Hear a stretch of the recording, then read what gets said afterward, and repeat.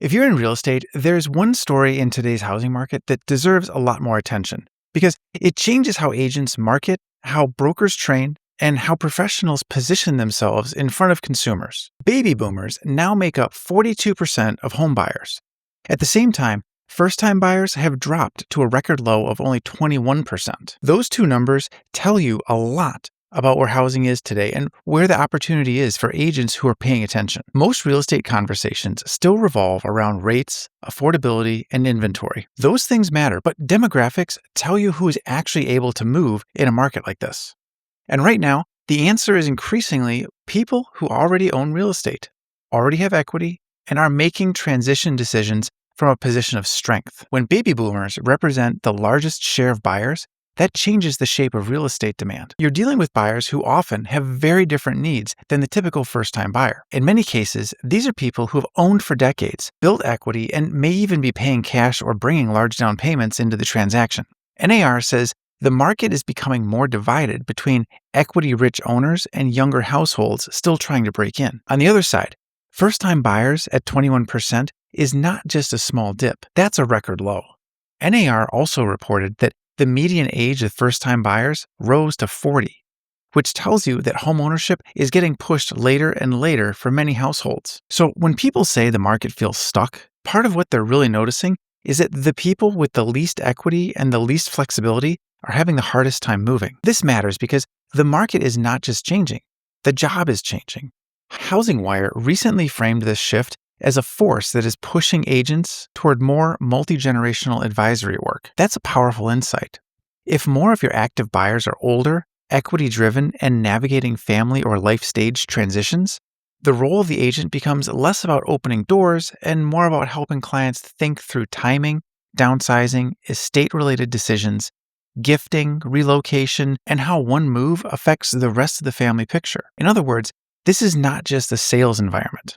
It's an advisory environment. That means the best agents right now are not only good at lead follow-up, they're good at asking smarter questions. Why are you moving now? Is this tied to retirement? Are you trying to reduce maintenance? Are you moving closer to kids or grandkids? Is this a cash purchase? Are you also planning to sell something else? These questions matter more in a buyer pool shaped by older demographics and existing wealth. If you own or lead a brokerage, this should also affect how you train agents.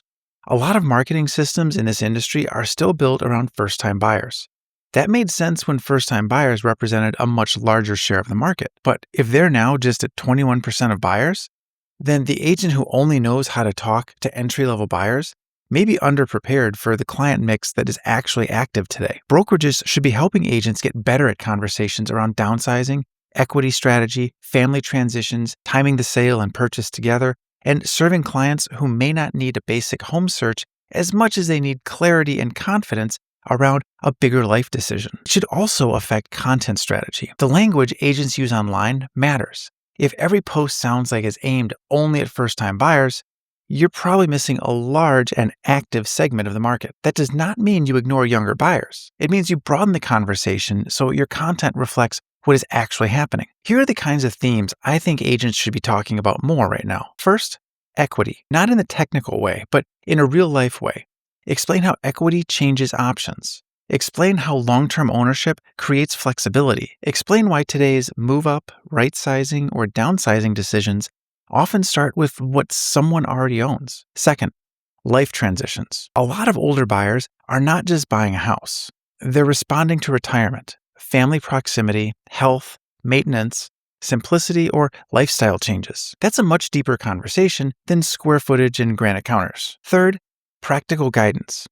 People want an agent who understands the emotional and financial complexity of change. This is especially true when the decision is tied to aging parents, adult children, inherited property, or a long-time family home. And fourth, affordability reality. Even while more boomers are active, first-time homebuyers still matter. Their share is low, but their struggle is part of the story. Agents can build trust by speaking honestly about the barriers while also explaining pathways, timing, and preparation. If you create local content, this is a goldmine because it gives you context that goes beyond listings. You can talk about who's driving demand in your market. You can explain how seller expectations may differ when many buyers are bringing equity. You can talk about why some homes appeal more to downsizers than first-time buyers.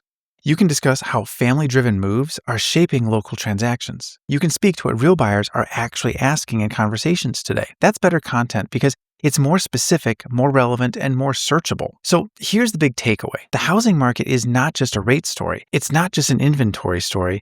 It's also a demographics story.